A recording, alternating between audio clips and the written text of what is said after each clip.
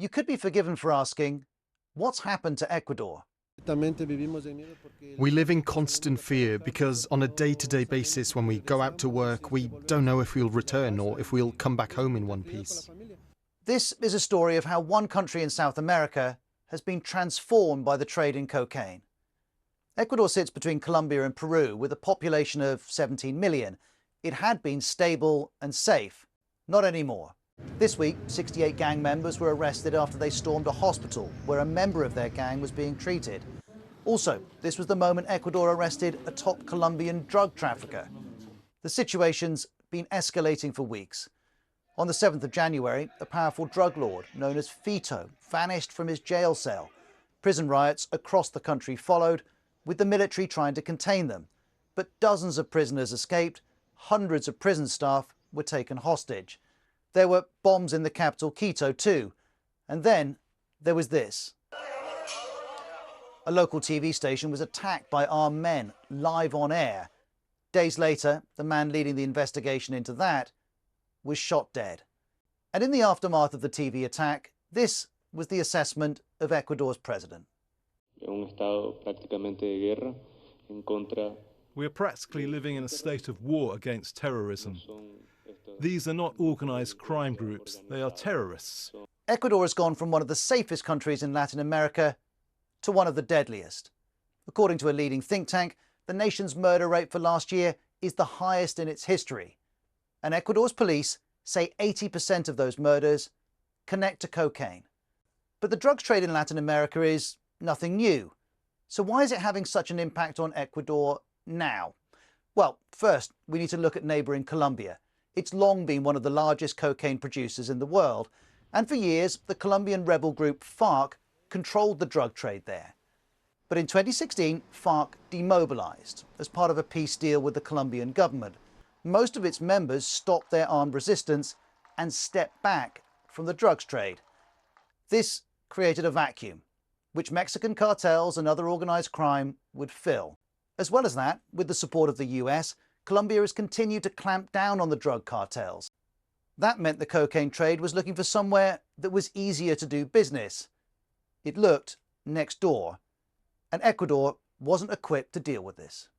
Ecuador has been a relatively sort of relative island of peace to compare it to Colombia and Peru. So that's meant that it's never really developed the infrastructure, the training, and the material to be able to take on these sorts of existential security threats that it now faces. And Ecuador's lack of preparation connects to its relationship with the US. Back in 2007, Ecuador elected Rafael Correa as president. He vowed to free Ecuador from what he called US imperialism. And as part of that, President Correa closed a US military base in the port city of Manta. That meant a sharp reduction in the monitoring of Ecuador's waters. Also, in 2013, Rafael Correa suspended cooperation with the US Drugs Enforcement Administration. That meant a sharp reduction in US support. And also relevant here is one of Ecuador's main exports, bananas. They're shipped in containers, with many bound for the US and Europe. Cocaine could go in those containers too.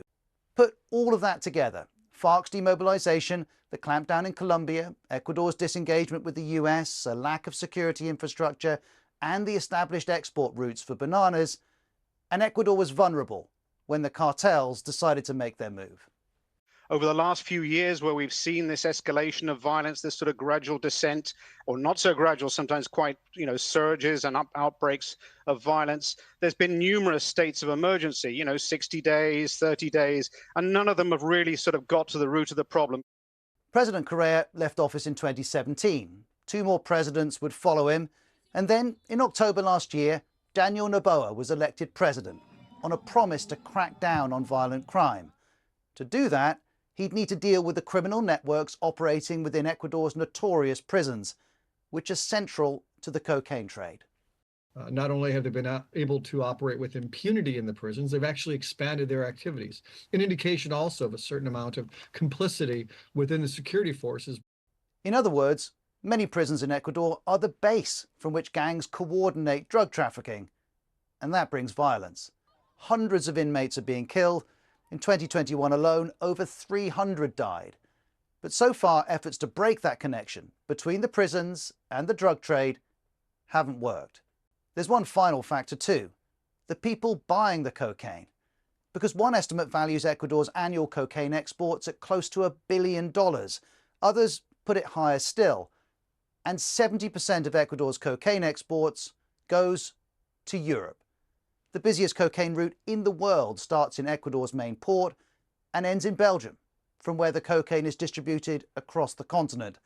As one organised crime expert puts it, the unending demand for cocaine in Europe is what is fueling the Ecuadorian drug war.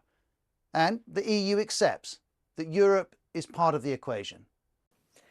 Drug trafficking and organised crime linked to it are a threat to all societies, their prosperity, security and democracy. Europe needs to reinforce its cooperation with partners in fight against drug trafficking in Ecuador and elsewhere. All of this is having devastating consequences for Ecuador. And for some, the situation is untenable. They're trying to leave. For example, in 2022, nearly 18,000 Ecuadorians sought asylum in the US, 5 times more than the year before.